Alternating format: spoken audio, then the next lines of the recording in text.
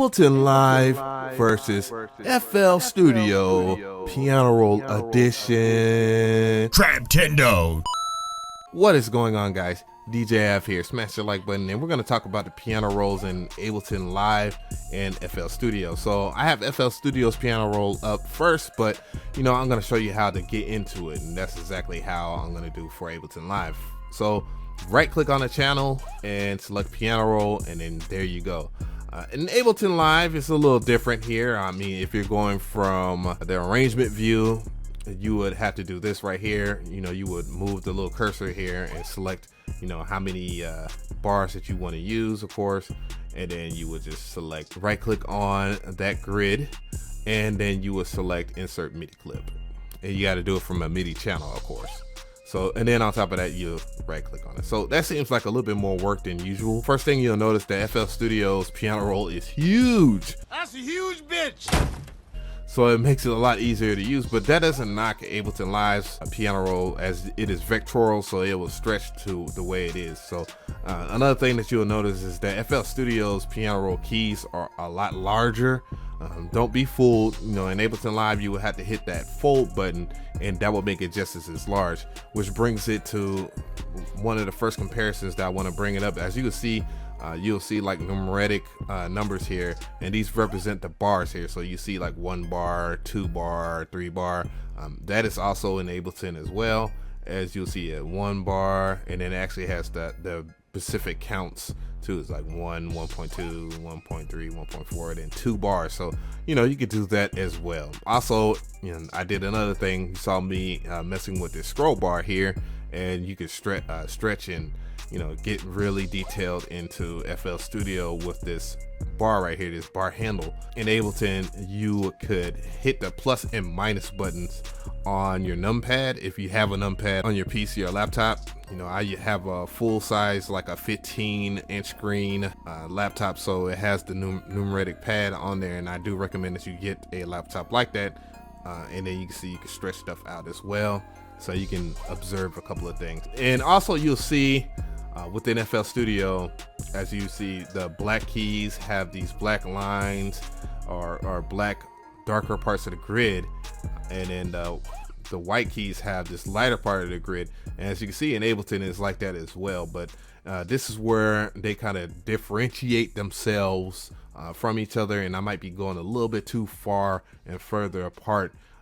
In FL Studio, you can actually use this particular mode right here with go from that drop down menu, and you can start selecting different notes here. As I have it in Alien scale. You can select the Arabic scale, and you can see it switches. In Ableton Live is not able to do that. I mean, that's like one of those cool things that FL Studio can do over Ableton Live. However, it doesn't mean that you can't select a MIDI effect from over here, and I'm gonna go ahead and vector it down real quick so you can actually see the menu, and you can select different scales or chords. However, again, because I don't operate by drawing in MIDI notes, you'll get a better perspective if you have like a MIDI controller, and you could just select whatever scale you want, and then you'll see a particular grid that looks kind of like the Ableton push. Which also brings me to the point of why I just use the Ableton push anyways. So anyways, I'm gonna go ahead and stretch it back up there so you can have that. So that's kind of the cool thing that FL Studio has in there that Ableton doesn't, as far as messing with the grids here. Oops. And as you can see there, the grid itself, if we're gonna talk about implementing notes here, all you have to do is just tap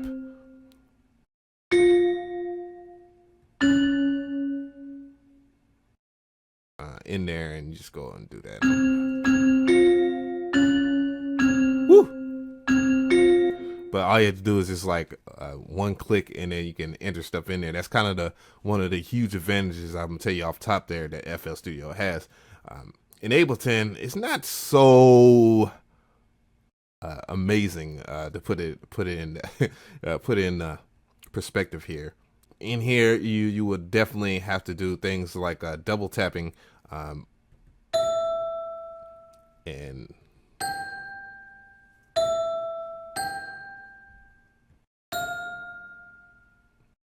do that. Like you would have to double left click or double tap to get those in there. But also, you also can press B and pull up this draw tool, and it gets a little easier. One of the things I that kind of bugs me about Ableton's piano roll is the fact that you would have to draw those out, and it could be a little clunky, as you see. I'm not, I'm a little used to it, but if you was a FL Studio person coming to Ableton, it'll be a little drastic of a taste here. But you also have velocity down here. In FL Studio, you have the velocity as well. So as you can see right here, you have the velocity and stuff like that, and you also can choose like note pan and stuff like that. It's a little different in Ableton Live. What you would have to do is, and you can do it, so don't trip on me. But you would just go into something like per se right here and mess with your tap your pan, and then go from there. And then you'll draw in like your automation clips here, so you can have like your panning or whatever you want to affect your different parts of your panning or whatever. But as you can see, it's pretty good and whatnot. It's not too difficult to operate. But yeah, FL Studio has plenty of cool devices that you can access. The tools that you have, of course, you have different things like strumming. So if you was to per se put in a chord here or something like that, and I'm gonna go ahead, and I already know this is Alt. I believe it's Alt+S, and you can set strums in there. Woo! But yeah, so you could do that, and that's pretty cool. I ain't gonna lie, that's like one of the cooler things about it. So it's a little bit of a difference in make sure that the notes are the same here. Yeah, see, what you would have to do is you would have to disengage your quantize and do the strums that way. But again, I use the push, so I would just unquantize that part and play it in there. But from a editing standpoint, it's a little difficult to do so. Of course you would have to kind of come out and draw them in there. And also, when you go plus and minus, that extends the grid over here for that case. So, but you would have to implement it that way. So that's one extra thing that you would have to do with piano roll in Ableton Live.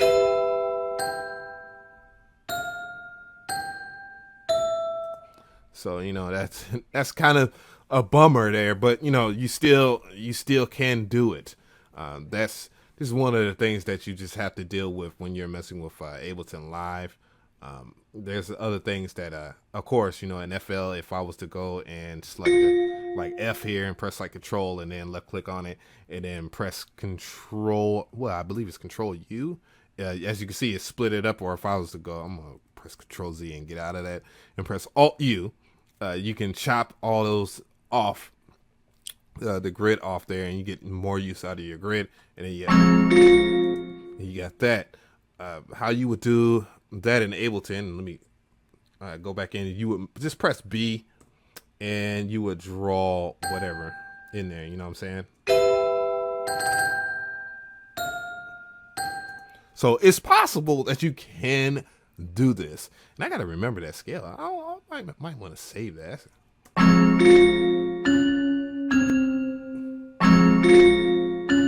And that melody is kind of cool, but those are things that FL Studio is this a little different than Ableton Live in.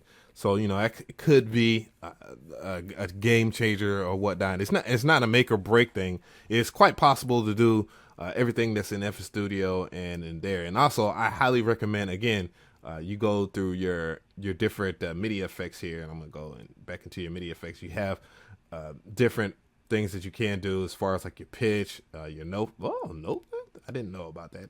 Yeah, you have different things like your note length and your chords. And of course, you can apply arpeggiators the way you want them to. And boy, they can be ridiculous. And different velocity steps as well. And that's not just it. There's other free packs out there through Ableton Live, their website or Ableton website, and that you can download. But yeah, I think that's basically about it. I think I've kind of covered the beast of things that you can do, that you would use or do within a piano roll, and things that you probably didn't even know, like again, the chord helper, even though I teach that on my channel all the time. Also, ghost notes. That is one thing that Ableton does not do. Ghost notes is dope. I mean, the fact that, you know, if you was to go and open up another piano roll, and then you can kind of, you know, as a person that may want to do different things in the piano roll, and you can start different harmonies based off of your ghost notes or whatever instruments that you have available to you. So that definitely, you know, is one of those things that Ableton does not have. But I'm not 100% sold on not using it, but that don't mean that isn't an advantage that FL Studio has. So hopefully this video will help you guys out. I will cover other things. Just let me know. Just ask a question in the comment section, and I will cover them as, you know, y'all ask and stuff like that, because I will do different videos for different parts of Ableton Live here. You know, I also didn't cover that Ableton Live has a clip mode that works like a pattern mode and stuff like that, where you can do different MIDI, and you can actually drag your MIDI effect in there and have them come randomly in there.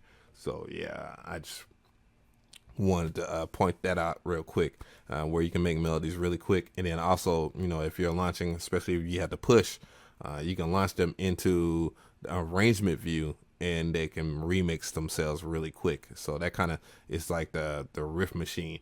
Anyways, DJ Af here. Thank you for your time. I'm hitting y'all with that stamp. Later, guys. Traptendo.